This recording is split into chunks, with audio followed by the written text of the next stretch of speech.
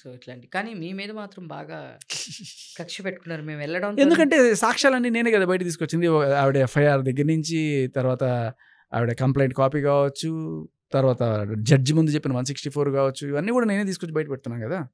అంటే దానికి కూడా చెప్పింది. అసలు జడ్జికి మాకు ఉండేది మధ్యలోది ఎలా బయటకొస్తుంది అని చెప్పేసి అడిగి. ఎలా బయటకు వచ్చింది అనేది ఇంపార్టెంటా, లేకపోతే దాంట్లో ఏం చెప్పింది అనేది ఇంపార్టెంటా? అంటే అది కోర్ట్‌లో ఉండేదాన్ని బయటికి ఎలా అలౌ చేస్తారు? ఎట్లా ఉంటుంది అని చెప్పేసి జడ్జికి మాకు ఉండే ఇష్యూస్ అవి. మేము అది ఇంకా జడ్జికి ఆవిడకి ఇష్యూస్ ఏంటండి? అదే జడ్జికి జడ్జి గారు తినికి ఉన్న అది నడుస్తున్న జడ్జి గారి కేసు. ముందు ప్రమాణం చేసి నువ్వు చెప్పిన మాట వాస్తవం. హ్మ్. ఇప్పుడు ఆ జడ్జికి 100 కేసులు ఉంటాయి. ఈ కేసు అయిపోయిన తర్వాత 100 కేసులు అట్లా మూవ్ ఆన్ హ్మ్. అయిపోతాడు. ఈవిడ బయటకు వచ్చి చేస్తుందా ఆ జడ్జికి తెలియదు. ఇప్పుడు ఈవిడ బయటకు వచ్చి ఎన్ని అబద్ధాలు చెప్పి ఇప్పుడు అతని మీద ఎట్లయితే కేసు పెట్టిందో మస్తాన్ సాయి మీద, అదే టైప్లో రాజశేఖర్ మీద కేసు పెట్టింది అనే విషయం ఆ జడ్జికి నాలెడ్జ్ ఉంటుందా? ఉండదు. ఆయన మానాన ఆయన వేరే కేసులు చూసుకుంటూ పోతుంటాడు.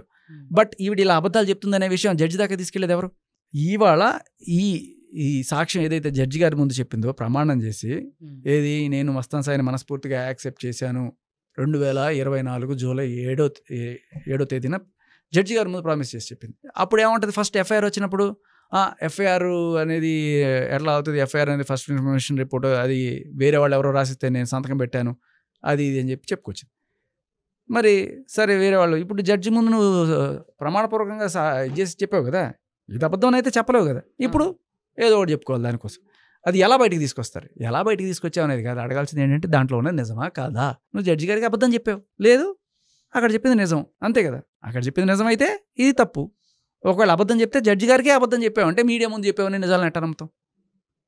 ఆఖరికి జడ్జి గారికే అబద్ధాలు చెప్తున్నావు నువ్వు, నిన్ను ఎట్ట నమ్ముతారు ఎవరన్నా?